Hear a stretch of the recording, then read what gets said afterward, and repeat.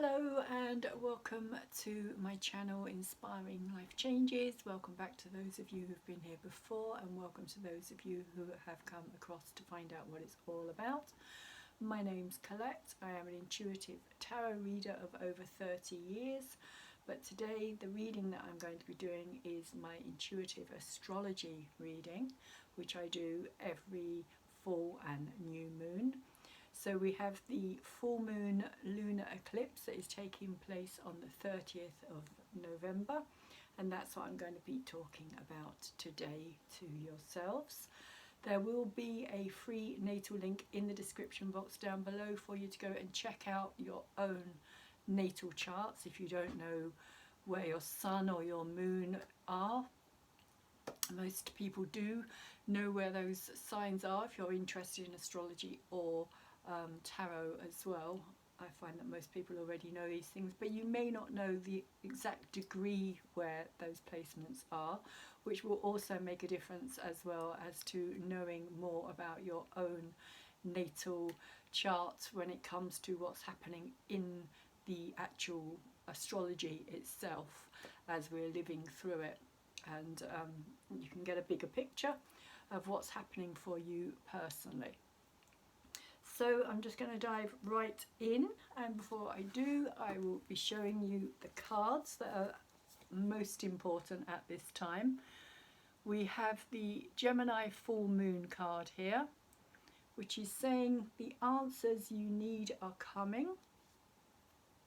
Gemini all being about information, communication, learning, reading, writing. And then we have the mutable moon, because Gemini is a mutable sign, and that's where the moon is going to be full. And that is saying nothing is yet set in stone. So there's still time to change your mind, really, which is another thing that Gemini is very much about, being able to kind of be flexible in order to be able to make a decision and then change that decision if it's not the right decision. So here we have the full moon eclipse, and it's saying conclusions are within reach. So we're getting to a stage where things are going to start becoming more available for us, that things that may have been difficult up till now are going to start becoming more, what's the word I'm looking for? More easily attainable. So I've also brought out these two cards as well, the South and the North Node, because they are both playing a big part during this energy of this lunar eclipse, and I will be talking about these as I go through. So first of all, we have the North Node, which is saying step out of your comfort zone. The North Node is in Gemini, where the eclipse is taking place. And we have the South Node, don't let your past hold you back. So this is the energy that we need to release at this time, karmically, collectively.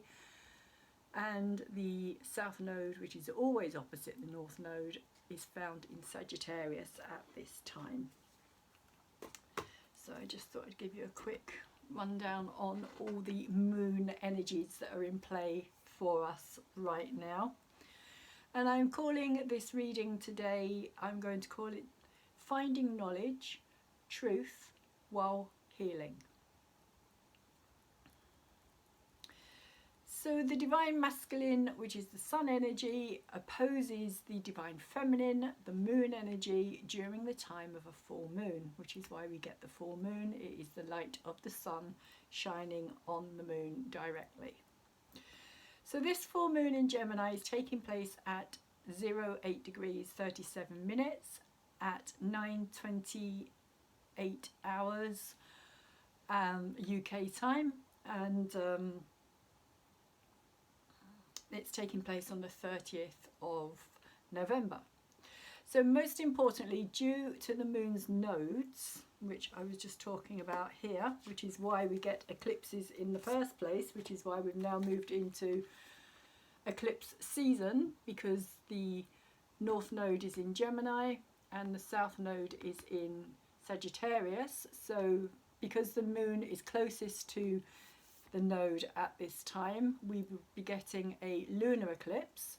But next month, because the sun will be next to the and the sun and the moon, sorry, together will be a new moon next to the south node, we will be getting a solar eclipse. So that's why the energies of the nodes are important at this time. And we are experiencing a penumbral lunar eclipse, which basically means that the moon will move through the Earth's faint outer shadow.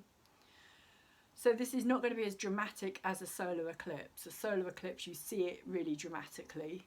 But when it's a lunar eclipse, it's almost like the full moon just becomes a little bit dimmed. Its light's not as bright. But this eclipse will be visible over Asia, Australia, North and South America, Europe, the Pacific, Atlantic and Antarctic. And all of these countries, which it will be hitting directly, will be affected by the decisions and developments that they make over the coming months. So the eclipse itself will last for 4 minutes and 30 seconds, but the energy generated from it will last for roughly the next 6 months. So you may want to check out your own chart to see where this will affect you personally, which house it falls in, and whether or not you have any planets or points between the 0-3 degree mark and of Gemini and Sagittarius, because you will be feeling this eclipse the most.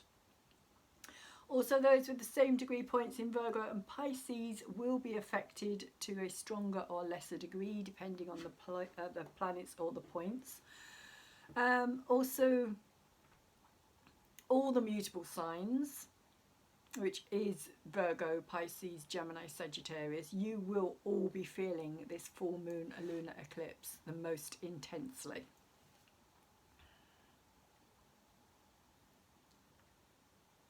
So let me just see what we have. The house energies being activated at this time are both the 3rd and 9th. So that's Mercury ruled Gemini and Jupiter ruled Sagittarius.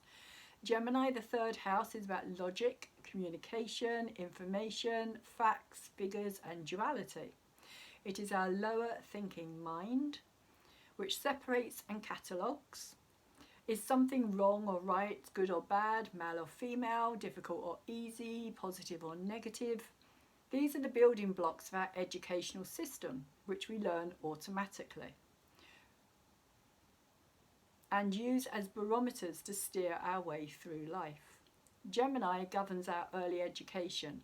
Reading, writing, maths all come under the Gemini banner, as does how we learn on the mundane level in order to be able to survive.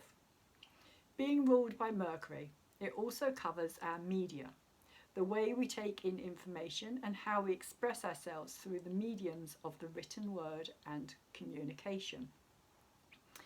And I personally think that the media is going to be affected quite considerably during this next 6 months of this lunar eclipse energy. So the 9th house of Sagittarius is about our higher education. Colleges and universities come under the rule of Jupiter, as does seeing the bigger picture, seeking the truth, knowledge, ancient wisdom, philosophy, freedom to think for ourselves, push beyond the boundaries of where we have been so far, as well as be able to have our own opinions and beliefs, or to follow a traditional religion in our own, not necessarily conventional way. Both these signs are mutable, meaning they are changeable, some would say fickle, others flexible. One is air and the other is fire. Both complement each other. If you look at the zodiac below, which you can't see, but if you actually are interested, I will be putting this up as a post underneath the video when I get the video out, and when I get this actually published online, I will actually put it under the video, or under the video for the tarot reading that I will be doing as well, because I do like to attach the tarot reading to my actual astrology. So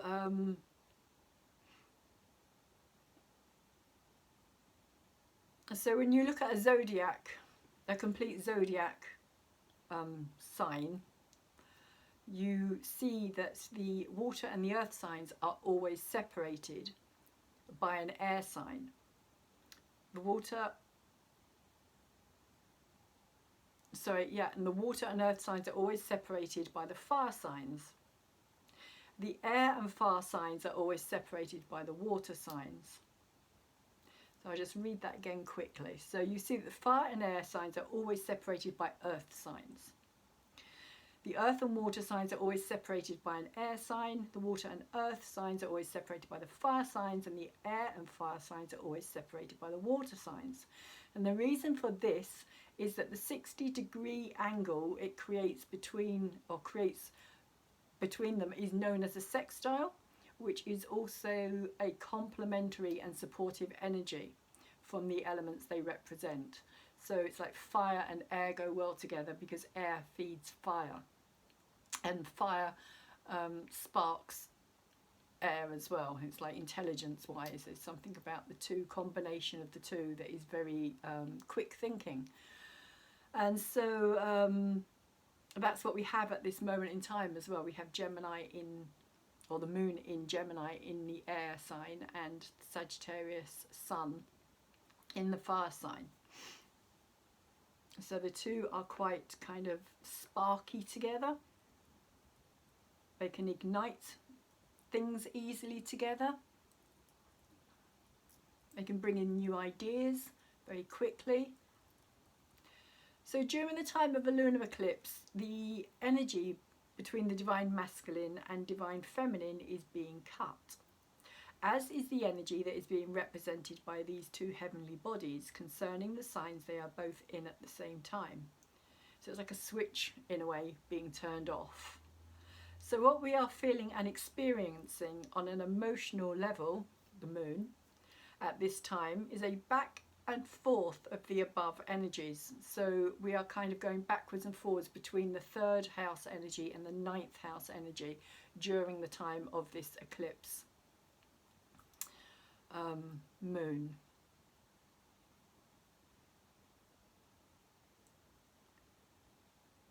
Where we will be trying to make decisions and choices based on the information we have, but it will need to feel right and be in alignment with our bigger truth and higher understanding. The North Node is in Gemini. It is our karmic compass, our guiding star, where we as a collective are heading at this time. The South Node is always opposite the North, as they work in tandem and always move retrograde through the signs. It is the karmic energy we are having to release and let go, as it is no longer viable to us at this particular time in our evolutionary journey. We have come as far as we can go with the particular energy of the South Node Sagittarius energy. And there is a warning here that in order to evolve beyond, which is very much a Sagittarian energy, because Sagittarius wants to go beyond the boundaries. It's freedom. It wants to be able to explore and stretch itself and kind of discover. Where was I? Oh yeah, sorry. In order to evolve beyond, we cannot allow ourselves to become limited and dogmatic in our ideas, opinions and beliefs, which we can do. We can get very stuck in our way of like, you know, we have a belief about something and somebody kind of questions that belief, we can become very dogmatic and very kind of defensive of that belief as well. And beliefs are very much a Sagittarian thing. Remember, Sagittarius is the mythical centaur who shoots his arrow at the stars to tell us to go further. But if we are stuck in our own narrow view of our conditioning, which can be Gemini, we as a collective will not free ourselves from what we have come to accept as our given reality, and will continue to stay stuck. So the nodes are not often given much attention, but since the 28th of July they have both been in challenging square aspects with Neptune. Both nodes are at 20 degrees 31 minutes, and as of midnight, the 29th of November, Neptune has stationed direct and is standing still during this lunar eclipse at 18 degrees and 9 minutes. And it is dead on midnight that she stands still as well, which I always find very amusing when it's very precise.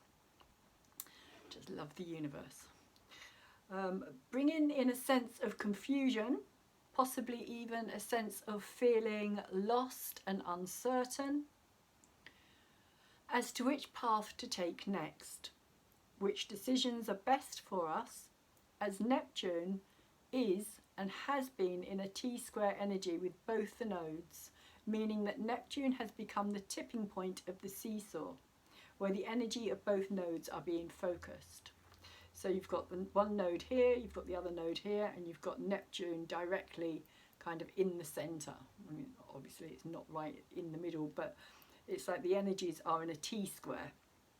So say this is the south and the north node, and then the energy is going off in that direction towards Neptune.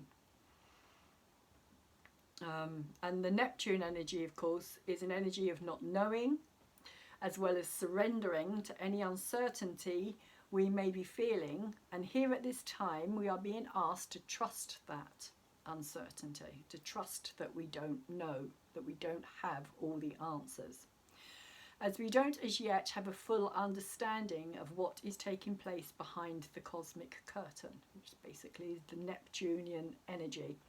I kind of see Neptune as this cosmic curtain, which is not easy, as Gemini wants to know as much as it possibly can in order to make the most informed choices possible. Gemini is also a quick-thinking, fast-moving wind energy, which can feel like a whirlwind at times. We may find ourselves caught up in an energy of feeling settled on something and then unsettled just as quickly. It's that back and forward motion between Gemini and Sagittarius as well.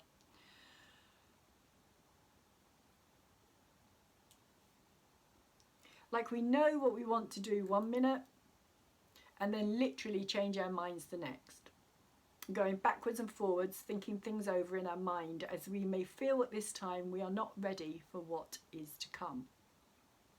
This lunar eclipse is showing us where it will be best for us to focus our attention with laser-like clarity for whatever we are hoping to achieve and create for ourselves next. But at the same time, try not to force it all to happen too fast, and that we allow it all to unfold in divine timing. So basically it's saying that if we don't know at this time, then that's okay, then we don't know. But when we do know, we'll know that we know, and we'll be able to focus very sharply and intently on what it is that we're trying to create here.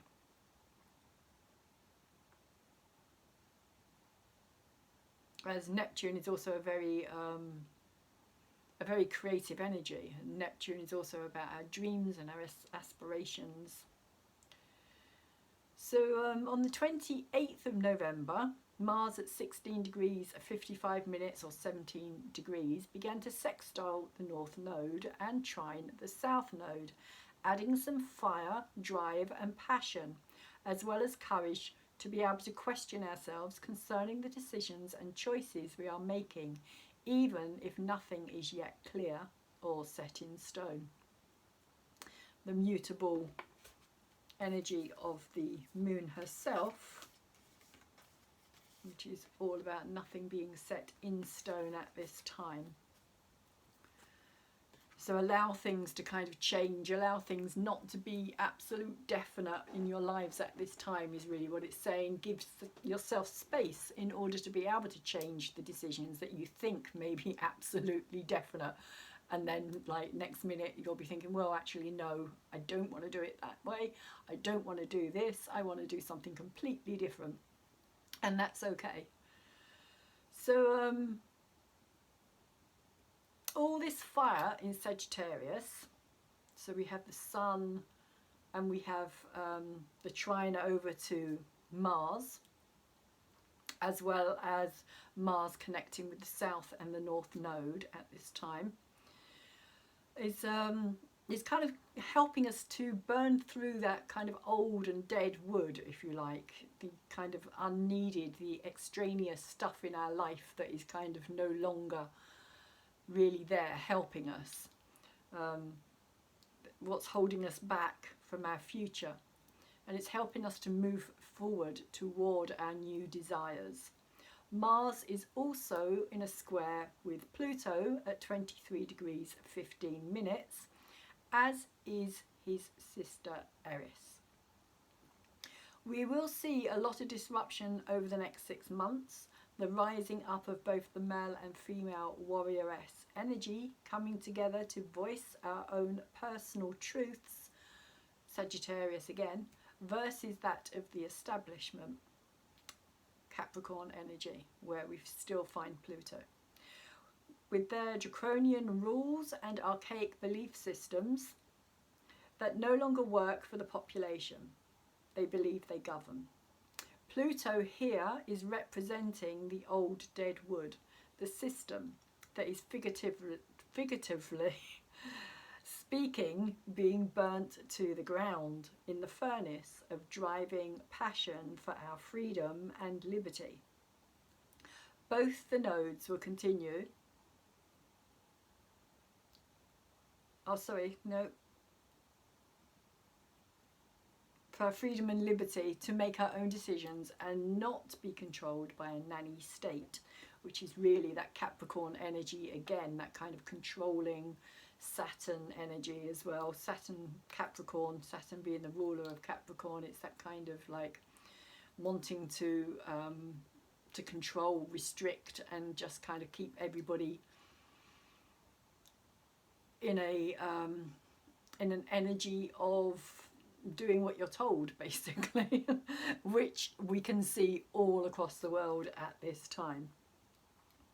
And also trying to make us kind of more reliant on that energy as well, reliant on them, because it gives them power, it gives them kind of some place of being valued or needed or important, and all of this is changing at this time.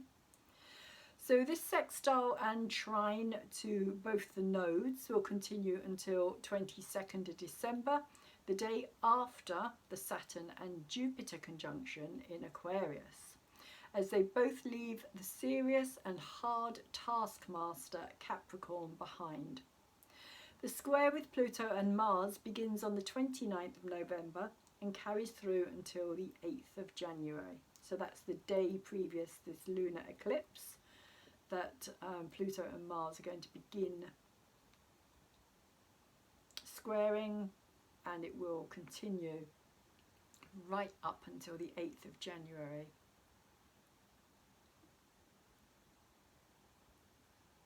Luckily, we have the Sun trining across to the newly turned direct energy of the warrior Mars in Aries.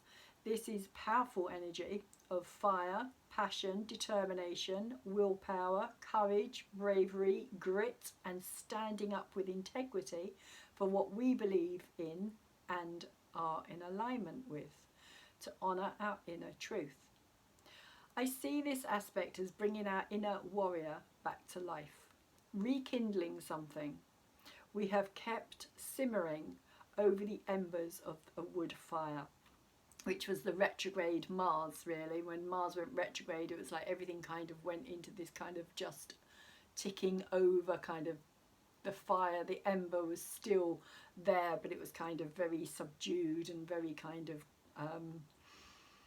laid back type of energy, almost exhausted energy on some level as well. But now that Mars has turned direct and he's trining over to the Sun, it's like kicking it all back into life again. So now we are ready to feed this fire and see it burst back into flames. These two energies will connect on the 28th of November and will take us up to 25th of December, Christmas Day, which, considering everything going on at this time, we may well need that inner warrior to give us the strength to fight back against the dictates of those who think they have the right to enforce their opinions physically on someone else. And we're seeing a lot of that going on at this time as well. Who, as of yet, have not provided us with any evidence of these draconian measures actually making any difference. But there is, however, very censored evidence to say the contrary. Lastly, the North Node will be in an uncomfortable quincunx with Pluto at 23 degrees 15 minutes in Capricorn. We are aware that things are ending, changing and transforming. But with the other aspects to Neptune at the same time, we just don't have a clear enough picture yet as to how or what is happening behind the veil, or if it will be a better or worse future than the one we are leaving behind. We are, however, becoming more aware of the fact that this is a massive change and things will never be the way they were. This aspect with Pluto started on the 23rd of August and has been in the background of our lives. It ends on the 3rd of December, so not much longer. And of course it is making aspects with the North Node energy, which is all about stepping out of our comfort zone. And it's kind of saying that the Pluto energy is saying that what we had previously has gone. You can't stay in that energy any longer. You have to step out of that comfort zone at some point. You have to move beyond where you have been.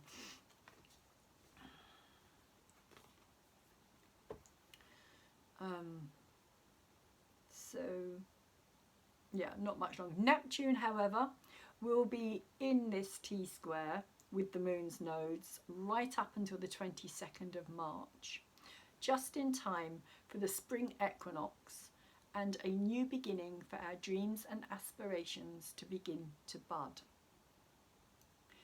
As a collective, we have been brought up to trust the spoken and written word of what many would have once considered the bastions of virtue. Not so much these days. Many of us have grown up in the world of listening to familiar voices on TV channels or radio shows, or we would read for ourselves the printed word daily from sources we have grown to trust, all the while believing that what we were hearing and reading from these well-presented, college and university educated people must have been an honest, fair and balanced objective truth. That the job of being a journalist meant digging into the facts and deciphering truth from fiction, and then presenting this to the public in order for us to make up our own minds. Now, however, all this has changed. The job of a journalist is to wait for the 4 a.m. drops in order to be told what you are pushing as fact, whether you have a bias or not. The talking heads will come out and regurgitate the same storyline over and over until we are brainwashed and numb. It is exactly what they have been doing with the fear drive over this past 9 or so months. And I will just add to this as well that this whole journalist idea of being a journalist, those who truly are journalists are the ones who end up in trouble, the ones who are trying to give us the truth, give us the the reality of how things really are, rather than the illusion of what they want us to believe is the way things are, end up, like I said, in trouble, having their freedoms taken away from them, etc. And that's all I'm going to say about that.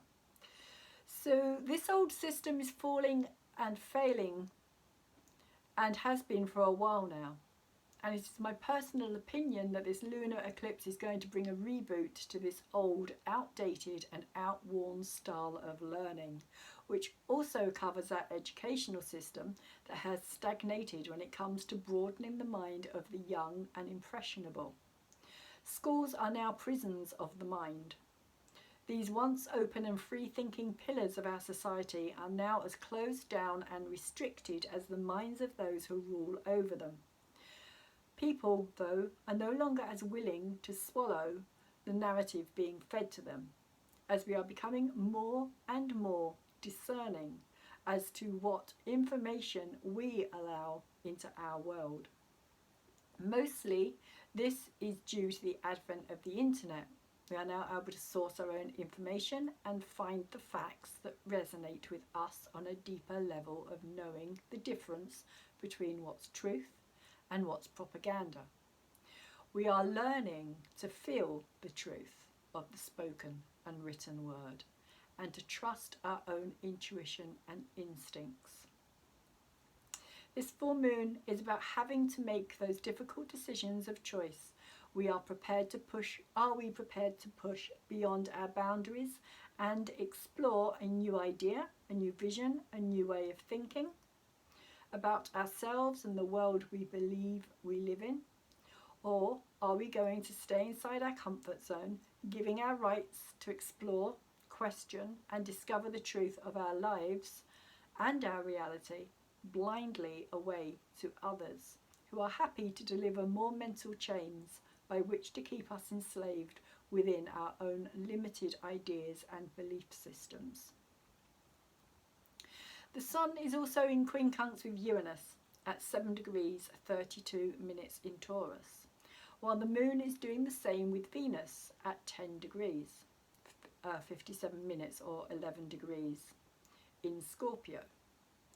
We will be feeling that whatever we are being pulled towards at this time on a deeper subconscious level, and although the urge to go to it and allow ourselves to transform into the new, it will still feel as though we are doing something that doesn't quite sit right with us. So we'll feel that urge, we'll be pulled towards something, but as we get there, as we get to that feeling of like, this is what I should be doing, there will be this kind of, like this voice in the back of our heads maybe, or this kind of feeling, this inner kind of feeling of just kind of, is this the right thing? Am I doing the right thing? Again, it's that kind of stepping out of the comfort zone. And that wants to kind of keep us pulled back into that same place. Particularly as Uranus and Venus are in opposition with each other, while Venus also opposes Black Moon Lilith, and Uranus conjuncts her at 4 degrees 27 minutes. The Moon is not at her happiest in Gemini, the sign of logic, although she is neither in fall nor detriment, unlike Venus, who in Scorpio is in the opposite sign of which she rules, and is therefore the furthest away she can be. So she's in detriment. Venus is the planet of love, beauty, values, sensuality, wealth, well-being, and our intimate relationships. Uranus is the great liberator, the revolutionary, the inventor. He changes the old and outdated, the way life is today, to the sudden, unexpected shift of tomorrow. Uranus is the future in the now moment. He is, however, sitting in the fixed and stubborn sign of Taurus, who doesn't like sudden, unexpected change. Black Moon Lilith, also there, is like a shadow on the horizon, that feeling of unease, of something dark and worrisome brewing in the witch's cauldron, that should we choose to take it, could transform us into a bat, a frog, a worm, or something else similarly unsavoury. Something that isn't going to make us feel better, but only add to the foreboding of the future we are already feeling. With Venus in Scorpio, so I see that Black Moon Lilith energy with the Uranus and Venus in Scorpio. For me, it kind of has this sense of like, I suppose it's a bit like Halloween-y in that sense. It's kind of like, it's like the medicine, but not knowing if that medicine is actually going to be worse for us than the actual feeling that we're already feeling, if you like. With Venus in Scorpio opposing Black Moon Lilith, we could find ourselves going down some deep, dark, so far unexplored tunnels, especially around the need for power and control and not wanting to let go of certain situations in our relationships, even if they have reached that stage of release. Black Moon Lilith in Taurus can take possessiveness to the extreme, especially as at the time she is also squaring restrictive Saturn, which could lead to some toxic behaviours and the more deceptive, deceiving, even game-playing side of Venus being released. Some relationships may turn to sexual desire alone when the love and respect for that person is no longer there, so as not to face the truth of the inevitable change and ending that is going to occur. Be careful, as Venus in Scorpio herself also has the ability to bring out the dark and revengeful side of a scorned lover. Try to stay out of this shadow energy, as it will not benefit you in the long term. Venus in Scorpio can be a painful experience, though at the same time it has the potential to be cathartic, as we can no longer allow ourselves to hide from the changes that need to happen.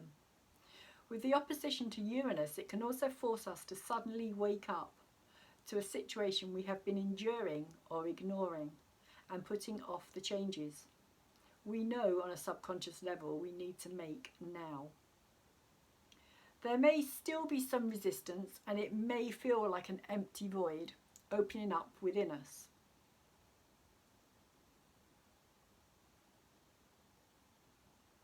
We also need to remember that Uranus is our higher consciousness at work. It has our back firmly supported in Taurus and only wants to give us a better long-term experience, even though it may not feel like it at the time. Venus also covers our values and finances and governs the second house energy, where Uranus is residing at present. This could see some out of the blue, sudden, even shocking changes around our values and ideas about money, even down to how much we allow it on a personal level to drive our lives. We may also find a shift in attitude towards how we approach our relationship with it personally. Scorpio is the 8th house energy of shared finances, so we could also be reviewing and transforming our long-term approach to how we go about investing our time, energy and resources with others and what we receive back.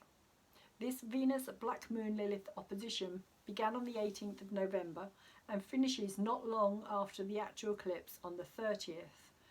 The Uranus opposition with Venus started on the 22nd of November and ends on the 3rd of December. The conjunction with Uranus and Black Moon Lilith started on the 7th of November and it will continue until the 23rd of February 2021. Mercury is now in the last degrees of Scorpio at 27 degrees 45 or 28 degrees, and will be moving into Sagittarius on the 1st of December. At the lunar eclipse, he is making sextiles with both Jupiter at 26 degrees and 1 minute and Saturn at 28 degrees at 21. He was also, up until the 30th of November, in sextile with Pluto, but this stopped before the full moon. Something is being brought to a close here, an ending, when it comes to our emotional inner world and how that translates into our outer physical world, words are powerful. Words are spells used to constrict and bind as well as free our minds. How we choose to use them is ultimately our decision. Hence the expression, the pen is mightier than the sword. Something those who practice law are fully aware of. Something is about to shift. As Mercury enters Sagittarius, he will continue in sextile with Jupiter and Saturn in the sign of truth, justice, freedom from tyranny, self-rule, and champion of the underdog, up until the 3rd of December. So there's a few things that are all going to kind of culminate on the 3rd of December, which is quite interesting. Mercury will be adding more fuel to the fire as we head toward the end of the year, giving us all much needed clearer heads and clarity of thought. The ongoing trio energy in Capricorn are still all in conjunction with each other.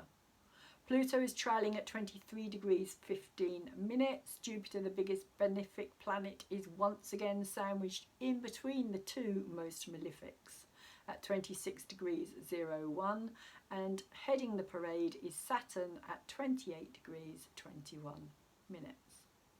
Saturn is in the last degrees now of his home sign, where the energy is always hardest, and with Jupiter close on his tail, magnifying all this harsh, difficult, restricting energy, while at the same time with Pluto there too, breaking down the structures of the old as we move out of this dense and truly destructive period of our lives. It is a brutal, take no prisoners energy. For those who have some understanding of what is taking place on a universal time schedule, the energies are easier to work with and through. But for those who only live in the mundane reality of the world, it has and will continue to be an ongoing sequence of nightmares, at least for a while longer. Sorry, I think I was supposed to say has been and will continue to be. Saturn rules our physical domain, as well as our bones, teeth, skeletal structure. Also systems that work through governance, such as the law. As Saturn moves closer to the cusp points of Aquarius, we may find ourselves feeling stiffer in our bodies. Old wounds from broken or damaged bones may flare up. We may have more problems with our teeth, and the systems we have come to rely on may feel like they are failing us as the world feels like it is going full steam into tyrannical oppression. That's the last degrees of kind of Saturn moving out of Capricorn, always the hardest. Saturn doesn't want to leave its home sign, and because Saturn is all about constriction and restriction, and oppression and restriction and control, it is also about other things, but at this time we are seeing that more than we are seeing anything else. It's kind of really gone into overdrive on those energies at this time, and it will continue to do so until it does move out of Aquarius. Out of Capricorn into Aquarius, should I say. Also, the reason that I keep mentioning law as well is because law is a Capricorn ruled thing. Not so much justice, because justice is much more of a Libra thing, but the law itself is Capricorn based, which is why it's ruled by Saturn. It's why you get everybody wearing black. It's all very dark, all very kind of like secretive society type energy, all very Capricorn. And also that the law at this time is playing a huge part on the world stage. The things that are happening at this time on the world stage to do with trying to think, my brain's gone dead now, to do with cases that are being brought forward in the courts all over the world at this time. It's really quite, it's quite incredible to see, in fact, because these cases are cases that you would never have thought would have happened, and they probably never would have happened had it not been for what we have just been living through over these past 9 months. So it's kind of the flip side of what we've had to go through. There's kind of a I'm going to put like an alternative beneficial energy behind it, which at this time is difficult to see or understand, but it is a sense of kind of coming out of this feeling oppressed by those that have the, or seem to have so far, the law on their side. So we do, however, in my opinion, have two incredibly uplifting aspects at this time. Both the divine masculine and divine feminine are in beautiful, supportive and powerful aspects with Chiron in Aries. The sun is powerfully trining the wounded healer, who in Greek mythology was the student of the centaur Chiron and taught him everything he knew. So the sun learnt everything in Greek mythology from Chiron, the wounded healer. He was Chiron's student. Chiron was too grotesque at birth for his mother, who rejected him instantly, and therefore he symbolises those wounded parts of ourselves we seek to ignore. For whatever reason, they are too painful to acknowledge. Here in Aries, I feel like it is saying it is time to put flesh on the ghosts, to look at the deeply wounded parts of not only ourselves, but also our collective history. And so while writing this month's full moon lunar eclipse story, I was sent on another convoluted journey, which I have come to trust and have meaning and purpose. This particular one started with me looking at the cycle of Uranus, which I know that the last time Uranus was in Taurus was 1935. Uranus has an 84-year cycle, and so it was kind of 1935 was kind of when we were edging towards the period of the Second World War. It was kind of an in-between stage in many ways of the First World and the Second World War, both of them to do with Germany. And so I kind of ended up going down this this research path, which I had no intention of doing when I first started out writing about this. And I will keep this brief, as I will probably do a separate write-up about this as well. I have been thinking about writing up because I feel that this is quite an important part of what's happening at this time as well, and the way that it's happening and why it's happening. So very briefly, it's to do with the astrological history relating to the Second World War and how intrinsically related to Hitler it was astrologically. I feel before he himself was even aware of the part that he was to play, as I kind of went through certain very important events that took place that kind of led up to the Second World War, of when Uranus was in Taurus. But it was the events previous to that that really kind of set the stage, and where the planets were at the time was very, very interesting compared to what's happening today. So after the First World War, Germany had a part of its country, Saarland, removed for various political reasons. On the 28th of June 1919, the Treaty of Versailles was signed in the Hall of Mirrors. Interestingly, Mars was in the sign of Gemini, which can be seen as mirror energy. And Mars is very much that warrior war energy as well. So Chiron was in the sign of Aries at 6 degrees 55 or 7 degrees.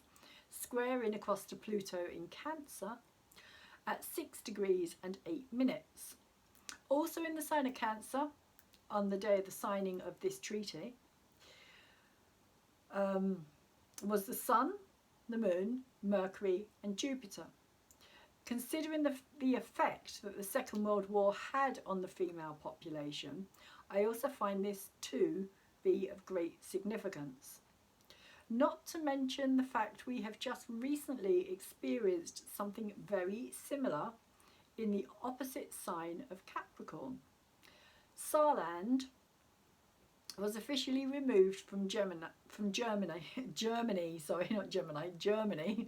on the 10th of January 1920. At the time, Chiron was at 2 degrees 36, having previously turned retrograde in Aries, and Pluto was at 6 degrees 40 minutes in Cancer. Saarland was returned to Germany on the 1st of March 1935. Pluto was still in Cancer at 24 degrees and 6 minutes retrograde, and Uranus at that time was just about to leave Aries at 28 degrees 42, moving into 29 degrees, and move into the sign of Taurus, which he did later in the year in 1935.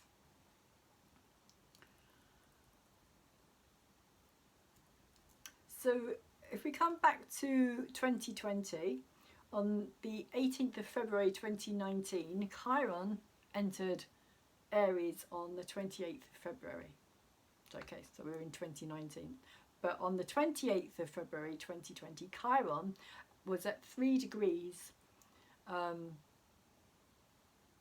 in Aries, and he entered into a T-square with both the North and South node. The North node was in Cancer at 5 degrees, and the South node was in Capricorn. Now that in itself is very interesting, because if we go back and look at what was happening, so we have North node in Cancer, South node was in Capricorn. But the North node was at 5 degrees in Cancer, and that's where Pluto was at the time of that signing of the Versailles Treaty as well. And I think that that's a very fascinating fact.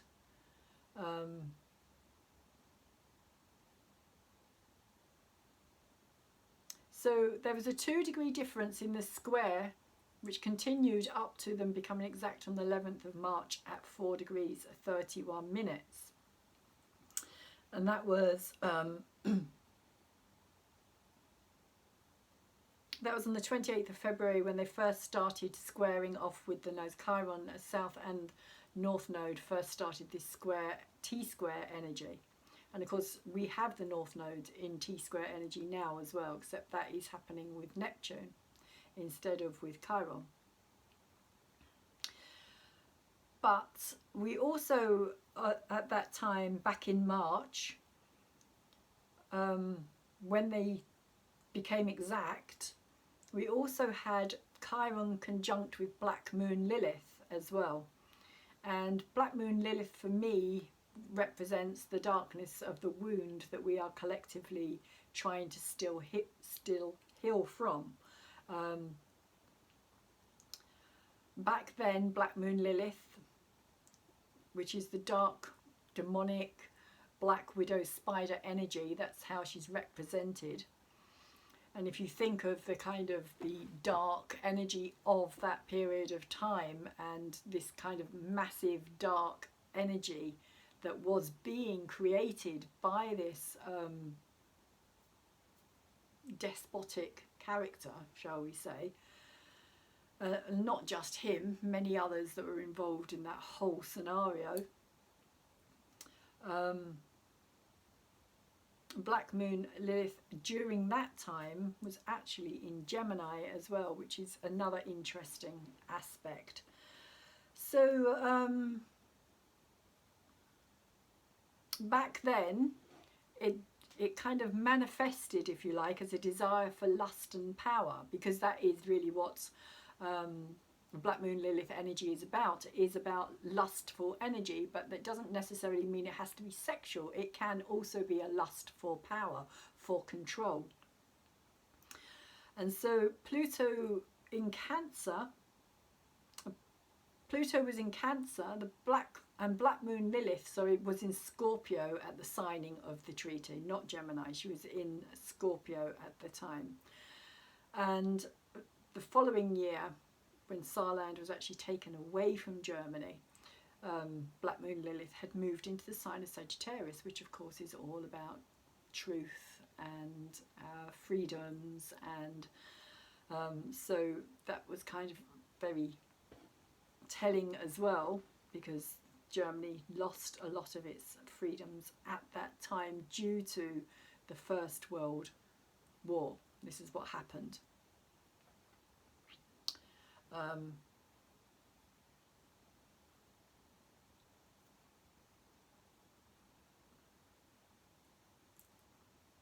And also at that time, so both of these actions had massive long-lasting effects across the world, possibly because the Cardinal Cross, which was also activated during the time of that signing of the Versailles Treaty. And basically the Versailles Treaty was when a lot of different countries all came together to say that they were going to control this part of Germany for 15 years. It took 15 years before it was returned to Germany.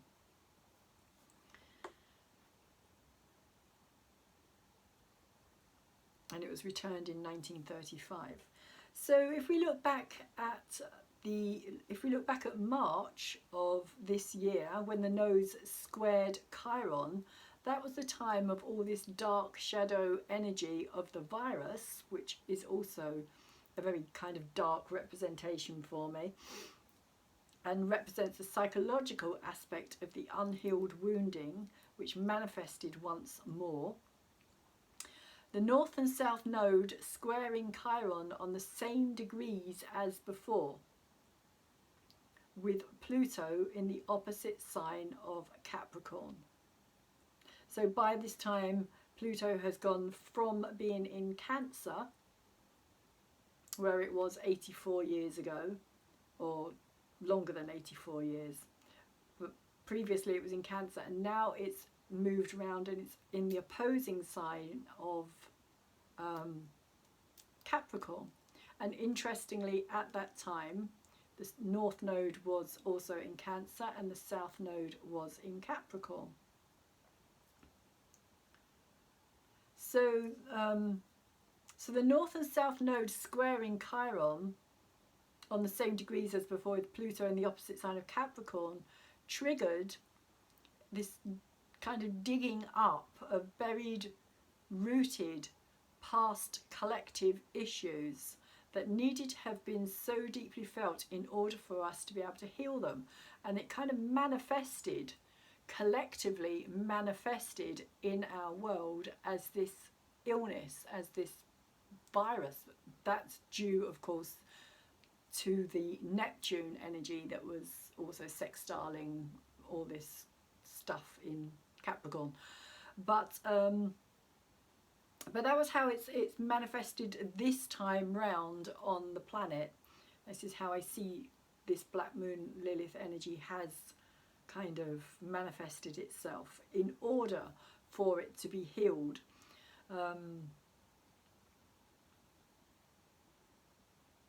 And to heal them on a really deep and profound level as well. So Uranus recently moved through Aries, and Chiron is now behind him, healing the space that Uranus has just reactivated. As once again Uranus revisits the past to bring us into our future awareness and close out the previous cycle of change.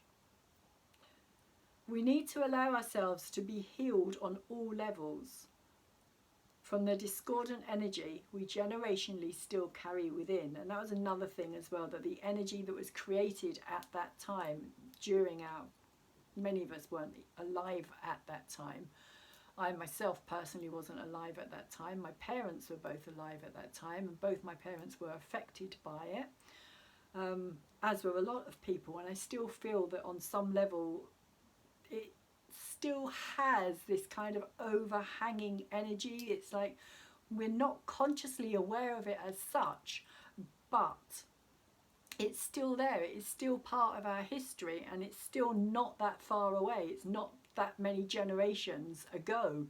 It's still something I feel that collectively we are still working our way through and healing.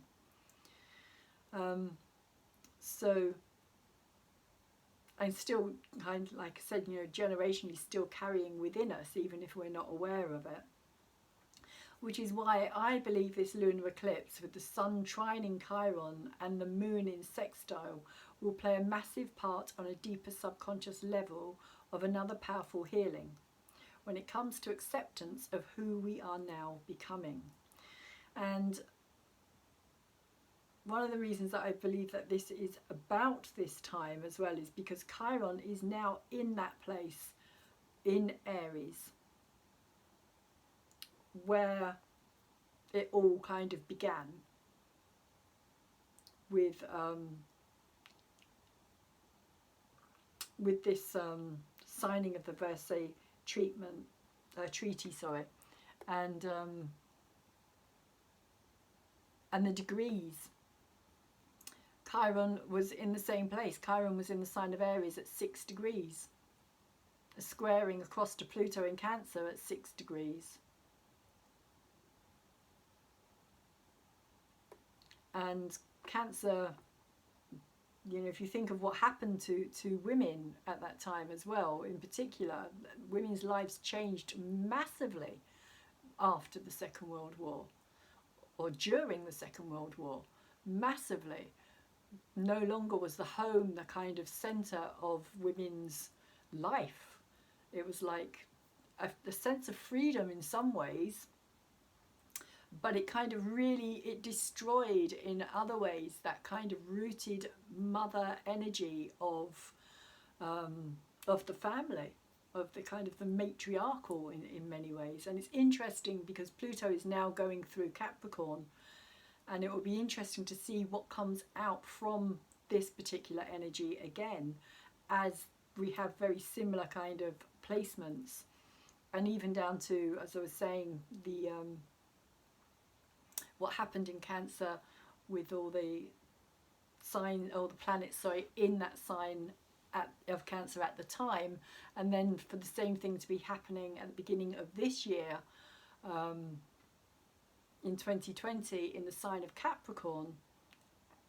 I just find it very fascinating, and I think that this Chiron placement at this time is very, very important, and I think that it's going to be a long-term healing process that we're going to be going through, because Chiron is not going to leave Aries until 2028. So we've still got another 8 years of Chiron going through Aries, kind of clearing up this energy. So the Sabian symbol for the 8 degrees Gemini is aroused strikers surround a factory. So this symbol shows the need or the desire to be able to call a halt or go on strike when one feels hard done by or taken advantage of. You may need to stand up for your rights, or perhaps those of others.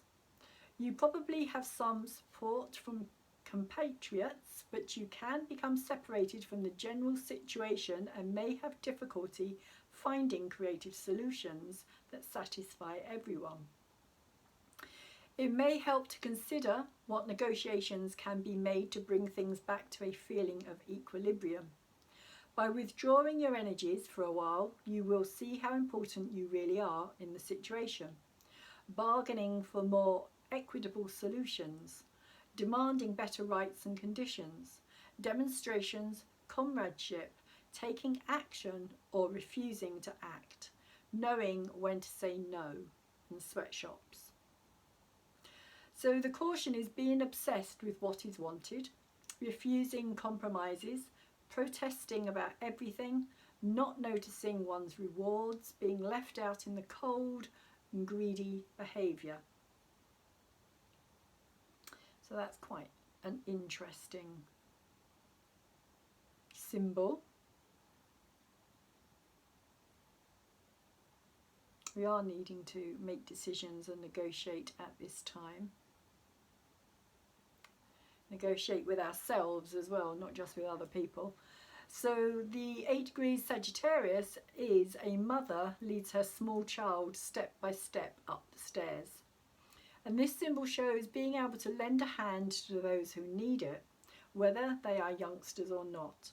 It pictures situations where someone needs to assist those less able, experienced, or indeed less evolved to overcome difficulties and to rise up and learn to cope, learn, or understand. You may find yourself as either the experienced or the inexperienced, or possibly finding the mother within you. It's interesting, seeing as I was talking about the mother. I didn't actually read this earlier. Guiding your own inner child. Very Aries. It can also show someone caring for elderly relatives or friends. Whatever it is, one needs to have a sense of patience, caring and understanding. Lending a guiding hand to others is very important. The inner child, training, careful consideration of others' failings, helping others to help themselves, stewardship, supervising parents, handicaps, Alzheimer's, slow progress. The caution here is future vision and hope obscured, exhausted by parental obligation, not getting or giving the help that one needs, wanting to be looked after, and lack of supervision.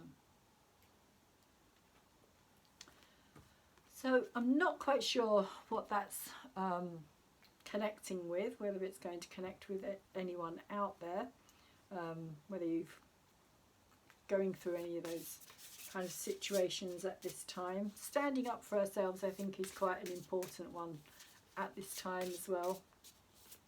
I do think that that's got a lot to do with the fire energies that are coming into play for us now.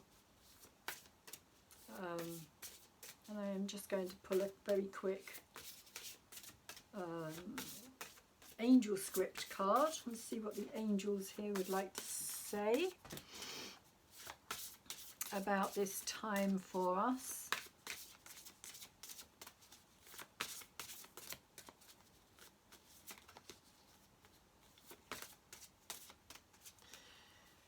Angel script cards. An angel script card for the astrology of the lunar full moon eclipse.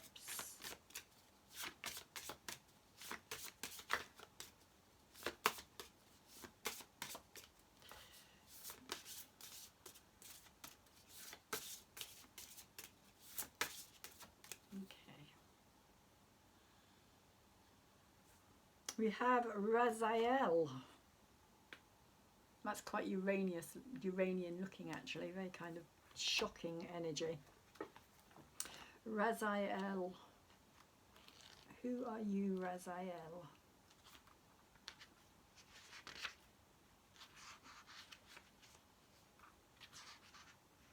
Wisdom. We have wisdom.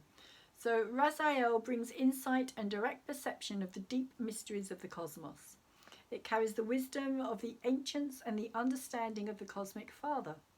It encourages us to discover for ourselves the beauty and intricate complexity of the creation.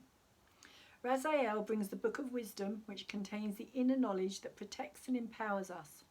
Like a father, it imparts to us the information which enables us to make our way as independent beings. We are entrusted with this wisdom as our birthright, and we abuse it at our peril. When the Divine Father considers that the child is still too young to handle this power with consideration and respect, then the book will be hidden away. Like small children hunting for birthday gifts before the day is due, we search for the book, knowing that it is truly intended for us. Sometimes we become frustrated and angry. Then we may tread without caution and create havoc.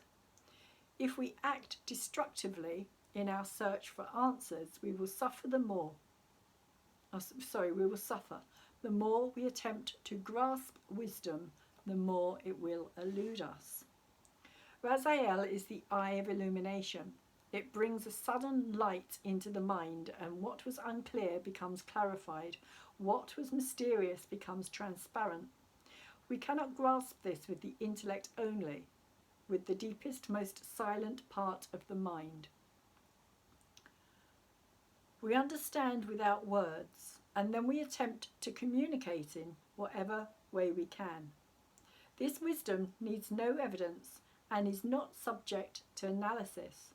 Its truthfulness is apparent and is demonstrated by its usefulness. When we discover and understand this deep mystery, we are empowered to live correctly, which I would say is very appropriate. It's all very Gemini and Sagittarius energies, in fact, and communication and truth and searching and looking for the wisdom. The book is very Gemini as well. So that was quite an interesting energy to end on. And that's where I'm going to say thank you very much for listening to my astrology reading. I do hope that it has been of some help and that it has made some sense to you and that you have been able to take something from it. If you have, please could you thumbs it up for me. The more likes it gets, the more notice people can take of it, basically. The more it gets put out there, the more likes will help it to move into the bigger YouTube world, where it can get recommended on other channels as well, and other people can come back and see my channel and what I do, and also help build my channel by subscribing to my channel, please, as well. If you haven't subscribed already, please could you do that, or think about doing that, because that really would help me. And also, if you have subscribed recently, thank you very much. I really do appreciate it, because it's really helping. Every single subscription makes a difference, believe me, and I get very excited about them as well. So what else was I going to say? Also, I will be doing the Lunar tarot reading tomorrow, which I will also be putting out as well.